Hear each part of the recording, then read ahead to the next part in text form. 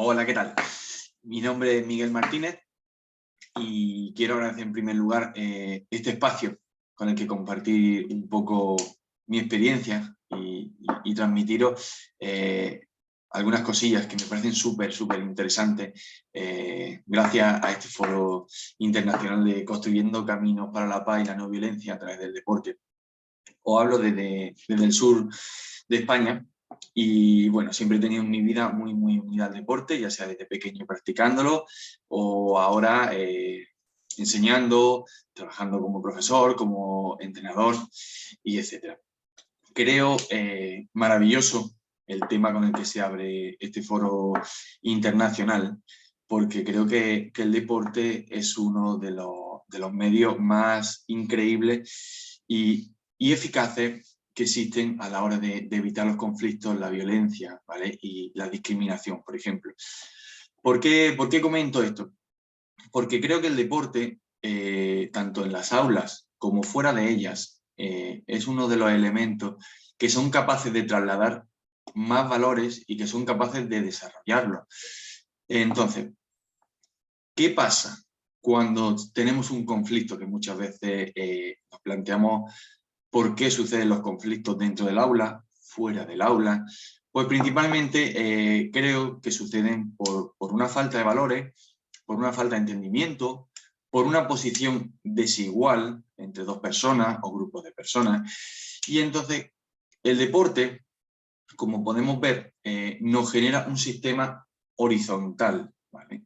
El sistema horizontal no quiere decir que todos estamos a nuestro libre albedrío moviéndonos como queremos, no. El sistema horizontal, en este caso, quiero referirme a él como un sistema en el que todos estamos trabajando, estamos jugando, estamos cooperando, nos estamos desarrollando bajo las mismas normas, bajo la misma estructura y estamos todos acatando esas mismas pautas que van a hacer que si todo el mundo las mantiene, se lleve a cabo un buen desarrollo de esa actividad deportiva.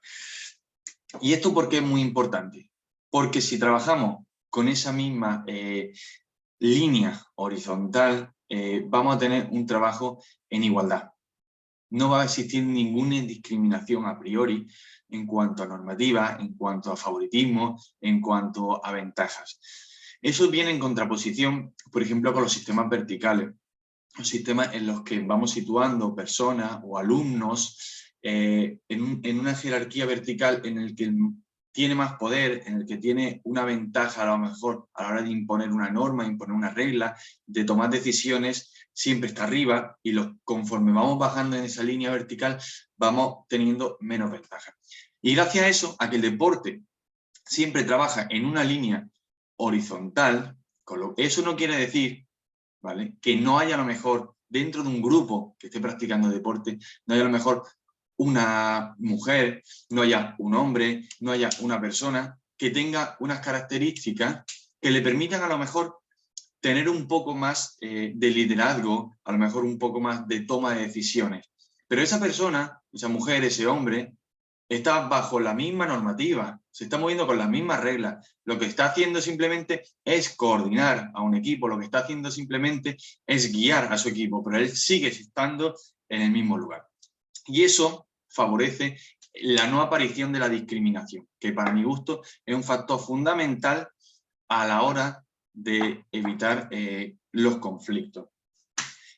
Bien, el deporte se puede considerar en distintas escalas, ¿no? El deporte de competición, el deporte recreativo, el deporte jugado.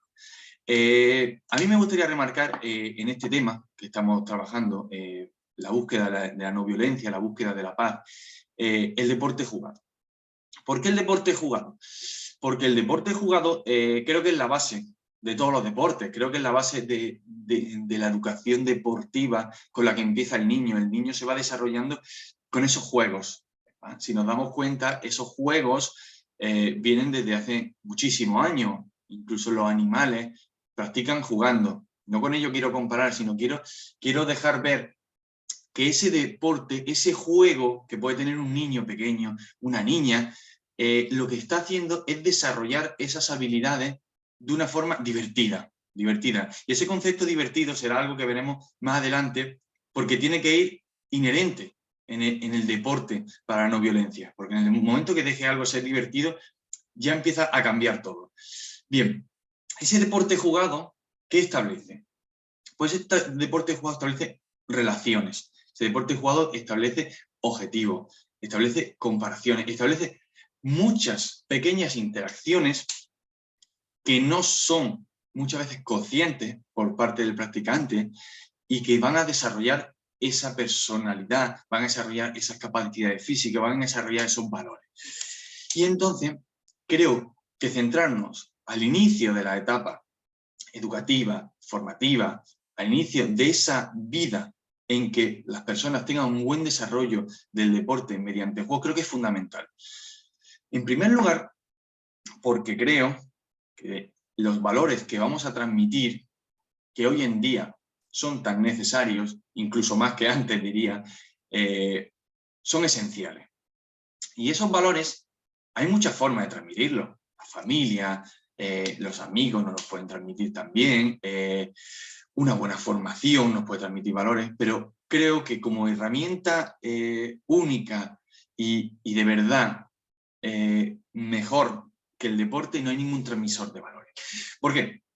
Pues porque el deporte nos va a poner en esa situación en la que tenemos que aceptar las normas, tenemos que ser honestos, tenemos que ser humildes, tenemos que saber trabajar en grupos, tenemos que saber autoaceptarnos, tenemos que saber nuestras limitaciones, tenemos que ser capaces de entendernos a nosotros mismos para dar salida a nuestra autorrealización, a decir qué es de verdad lo que yo quiero conseguir, y muchas veces todo eso se traslada a la actividad deportiva.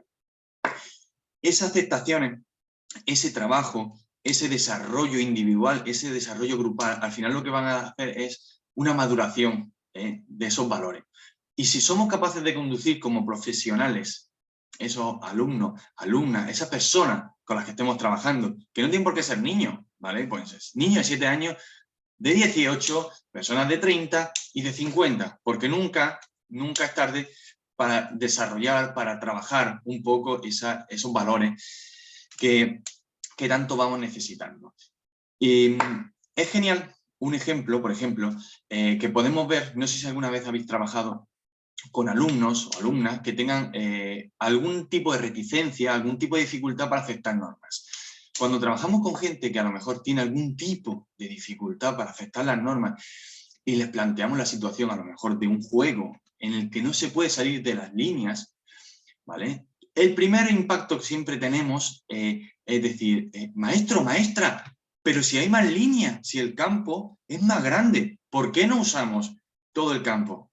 Y tú, que evidentemente has planteado esa estrategia, esas dimensiones, por alguna razón, por favorecer que todo el mundo tenga las mismas posibilidades, por favorecer que todo el mundo participe, porque a lo mejor en unas dimensiones más grandes nos estamos dando cuenta que solo aquellos alumnos con más velocidad, solo aquellos alumnos que a lo mejor tienen unas capacidades físicas más desarrolladas, participan más, entonces hemos reducido el espacio por algún motivo, para que todo vaya encaminado a esa transmisión, a esa igualdad, a la no discriminación y al final que no aparezca ningún brote de violencia. Todo eso tiene su porqué y de primeras estos alumnos siempre van a cuestionarnos, van a intentar que todo sea más grande, van a intentar que todo sea más a su manera y menos a la manera de todos. Y entonces es verdad que al principio hay que poner esos límites, pero ¿qué pasa con esos límites? Pues que ellos empiezan a desarrollar esa práctica deportiva dentro de ese marco, dentro de esas líneas que le hemos establecido. Y ellos mismos no se van a dar cuenta, porque una vez que están dentro del juego, están dentro de la actividad, empiezan a desarrollarla. Empiezan a trabajar esos ámbitos, esas características intrínsecas de ese juego y empiezan a transmitir esos valores. Empiezan a pasarse el balón o a intentar perseguir o, en este caso, la actividad que sea. Pero a donde yo quiero llegar es cuando alguien de ese grupo, de repente, rompe una norma, de forma involuntaria o voluntaria. Alguien pisa la línea, alguien intenta escaparse por un lado del juego. ¿Qué pasa? Que esos mismos alumnos, que al principio habían sido reticentes, al principio intentaban ir contra esas normas de igualdad, son los primeros que ahora las van a defender. Son los primeros que, maestro, maestra, o ellos mismos corrigen, oye, no te puedes salir de estas líneas. Y eso es lo magnífico del deporte y de los juegos, que nos enseña a aceptarla, a hacerlas nuestras, sobre todo a hacerlas nuestras normas, a no ver la norma como algo impuesto, externo, sino ver la norma como algo en lo que somos partícipes, algo que hay que defender, y que esas normas es lo que nos hacen a todos que esto funcione, que esto sea posible. Y una vía enorme para eso es el deporte. Y eso es magnífico. Si tenéis ocasión y lo veis alguna vez, es magnífico verlo porque pasan de la confrontación a la norma, a la aceptación de la norma y luego a la defensa de la misma. Y ellos mismos están adoptando ese valor de justicia. En este caso es un valor de justicia donde ellos mismos están siendo los defensores de que todo el mundo cumpla lo mismo. Esto también, por ejemplo, se ve muy claramente cuando tenemos algún alumno, alumna, con algún tipo de necesidad especial. Alguien que tenga alguna falta de movilidad, que tenga alguna cojera, que tenga alguna discapacidad visual, ¿vale? Alguna falta de visión o falta auditiva. ¿Qué pasa? Que realmente cuando tenemos una persona así, el resto de alumnos, de alumnas, de personas, son conscientes de que no tienen las mismas posibilidades, pero no saben hasta qué punto no tienen las mismas posibilidades. Y hay una práctica que también me parece súper interesante y que nos revela a todos, incluso a aquellos más escépticos, el punto en el que todos podemos llegar a ser iguales. Y es, por ejemplo, cuando realizamos una práctica deportiva, un juego, y yo me acuerdo muy bien, porque esto mismo me lo hicieron a mí, ¿no? Cuando estudiaba, y es coger un juego cualquiera, podemos coger el juego que tú quieras, y generar handicaps, a lo mejor generar a un alumno una falta de movilidad, pues yo qué sé, inmovilizando una pierna, a otro alumno le imposibilitamos la vista con un pañuelo, a otro alumno le podemos poner unos cascos para que no escuche bien, y realizar esta misma tarea, la podemos realizar con esos handicaps. Y luego, a los 10-15 minutos del desarrollo de esa práctica, de ese juego, quitamos los handicaps y le preguntamos a esos mismos alumnos qué les ha parecido, cómo se han dado cuenta. Pues la verdad que los testimonios son súper reveladores, porque lo que hacemos es enseñarles que es sumamente difícil.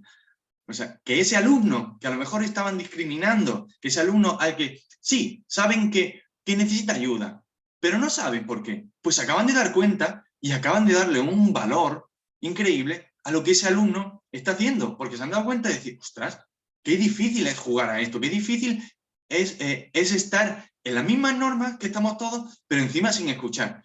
Y creo que eso genera un trabajo de honestidad muy importante que a nivel psicosocial es fundamental para el buen desarrollo, el que todo el mundo sea consciente de lo que tenemos al lado. Pero no consciente simplemente con el conocimiento, con el dato, no, sino ser un poco más empático, ser un poco más considerado en este caso. Y el deporte creo que es una herramienta, una vía maravillosa para eso. Creo que el deporte nos está abriendo unas puertas increíbles. En cuanto al tema de valores, por ejemplo, que lo he mencionado un montón, creo que debemos de trabajar siempre, en nuestras sesiones, siempre que desarrollemos una actividad deportiva, barajar la posibilidad de, al menos, tener tres tipos, trabajar en tres dimensiones diferentes. Una dimensión general que al final de cuentas pues son los trabajos de justicia, de honestidad, de respeto, de lealtad, de humanidad, ¿no? Que eso, al final de cuentas, está en casi todo lo que nos rodea y al final es lo que nos va a hacer que construyamos unas personalidades más adecuadas.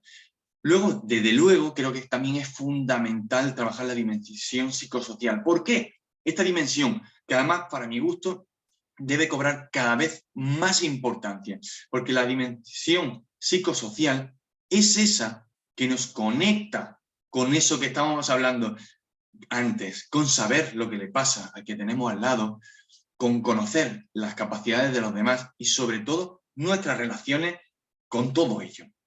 ¿Y por qué hoy en día creo que esto debe cobrar mayor importancia? Porque creo que igual que el uso de las nuevas tecnologías está siendo fundamental para que, por ejemplo, esto que estoy haciendo ahora mismo se pueda llevar a cabo, creo que el uso de las nuevas tecnologías, como por ejemplo el uso continuado del teléfono, el uso continuado de la videoconsola, están haciendo que toda esa interacciones sociales, todo ese trabajo psicosocial que antes existía en una medida extraordinariamente mayor que ahora, se esté perdiendo. Y entonces, por ejemplo, ese uso del móvil que nos tiene la cabeza agachada, que nos impide ver, por ejemplo, todo lo que ocurre a nuestro lado, el deporte lo destruye. Hace que levantemos la cabeza, hace que miremos a nuestro entorno y hace que empecemos a relacionarnos. Además, esto lo dejo caer por aquí, es incompatible. O sea, es incompatible el uso de esos móviles con el deporte, porque el deporte requiere coger pelotas, requiere interactuar, requiere correr. Entonces, creo que como herramienta para separar un poco todo ese abuso de la tecnología, el deporte sigue siendo muy eficaz. Pues retomando un poco lo de la dinámica, la dimensión, mejor dicho, psicosocial, también creo que hay que remarcar mucho en este punto el trabajo de autoestima. Creo que debemos centrar cuando trabajemos los deportes, cuando trabajemos los juegos, la autoestima, la autorrealización de cada uno. Y eso muchas veces no es solo ganar, no consiste en preparar una sesión, preparar un momento en el que todo el mundo tenga su momento de victoria. Hay muchísimas más cosas de trasfondo, muchísimas más aspectos, por así decirlo, que hay que completar en las personas para que su autorrealización, para que su autoestima esté completa. Y os puedo asegurar que si una persona tiene su autoestima completa, tiene su autorrealización y tiene unos buenos valores, la violencia no cabe ahí. ¿Y cómo podemos desarrollar esa autoestima? ¿Cómo podemos desarrollar esas competencias para que una persona se sienta completa? Pues dando protagonismo. En definitiva, si una persona se siente protagonista en algún momento, si esa persona se siente valorada, ¿vale? Porque es importante que estas cosas vayan juntas, el protagonismo con el valor, porque una cosa es el protagonismo y que ese protagonismo sea para motivo de mofa. Eso no, eso es un camino a la violencia y eso hay que romperlo porque eso es discriminación, eso hay que atajarlo.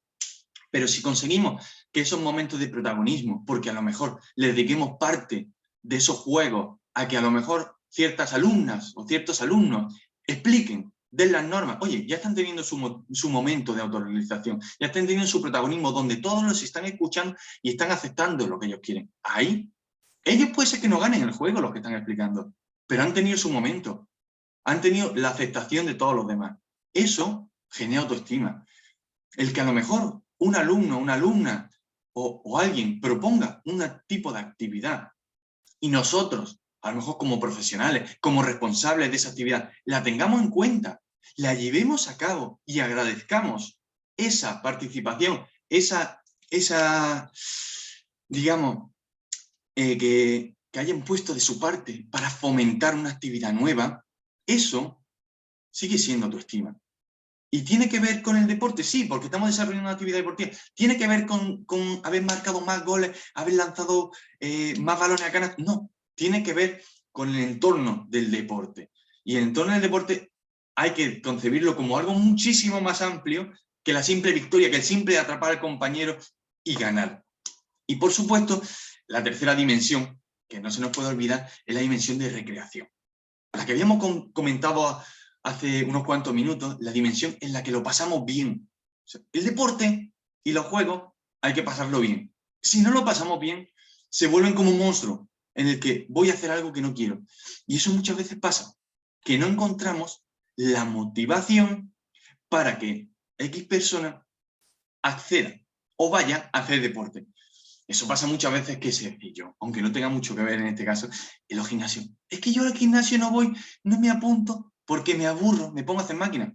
Pues evidente, pero es que el deporte no es gimnasio. Deporte son muchísimas cosas, hay muchísimos tipos de actividades. Se puede hacer deportes de agua, se pueden hacer deportes de senderismo, se pueden hacer deportes de raqueta, se puede hacer tantísimos tipos de actividades que hay que buscar la actividad que nos genera alegría, nos genera satisfacción, nos genera una participación personal y no un deseo, sino ganas. Si no tenemos esas ganas es porque lo que estamos haciendo no nos motiva y al final no nos va a llegar a la vía que nosotros queremos desarrollar. Y por último, hay un matiz en el deporte, los valores, la paz y la no violencia que veo súper importante y es el liderazgo. El liderazgo en un grupo deportivo no solo cae sobre a lo mejor un capitán, no cae sobre esa persona que está dirigiendo. Ese liderazgo muchas veces recae sobre nosotros, sobre los docentes, sobre los entrenadores, sobre aquellas personas que están diseñando la actividad deportiva para que se cumplan los objetivos. Y creo que es fundamental que como líderes invisibles que tenemos que ser, porque creo que nosotros debemos de transmitir el juego, debemos de transmitir la actividad que se va a desarrollar, pero no la debemos de controlar. Creo que se debe desarrollar dentro del marco de las normas, pero que sean los propios participantes los que la desarrollen. Como esos líderes invisibles que tenemos que ser, debemos contemplar en todo momento que esa transmisión de valores no se vaya a perder. Que no perdamos nunca esos valores por tal de irnos a la competición. La competición pues está muy lejos, en mi caso, desde mi punto de vista, de la no violencia.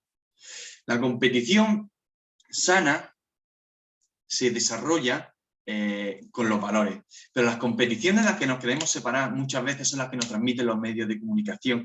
Esas competiciones no deben de influir, ¿vale? Porque muchas veces también son fruto de complejos, fruto de romper autoestima, fruto de que muchas veces lo único que importa es ganar, ¿vale? Y no porque el deporte sea malo, porque la competición sea mala, sino porque toda esa influencia mediática hacen que esa transmisión del deporte competitivo se vea como una influencia hacia la victoria. Y solo se ve al que gana. No se ve, por ejemplo, todo el trabajo de equipo. Y como líderes invisibles, no debemos de perder nunca, nunca, nunca de vista esos valores. Y sobre todo que se lo tienen que pasar bien. Y si en algún momento no se lo pasan bien, debemos de trasladar ese deporte jugado hacia otros caminos donde sí encontremos esa autorrealización de los alumnos, de la alumna o de los partícipes. Y bueno, llegado a este punto, nada, esto ha sido un pequeño resumen de un tema súper, súper extenso y espero que no haber aburrido mucho. Y si tenéis cualquier duda, bueno, intentaré dejar algún enlace, a ver si os pueden dejar por ahí mi correo electrónico, por si queréis escribir, por si queréis preguntarme, para poder solucionar vuestras dudas o compartir cualquier punto de vista que tengáis sobre este tema, ¿vale? Pues muchísimas gracias y me alegro muchísimo de poder haber compartido con vosotros este momento y quedo a vuestra disposición para cualquier duda. Gracias.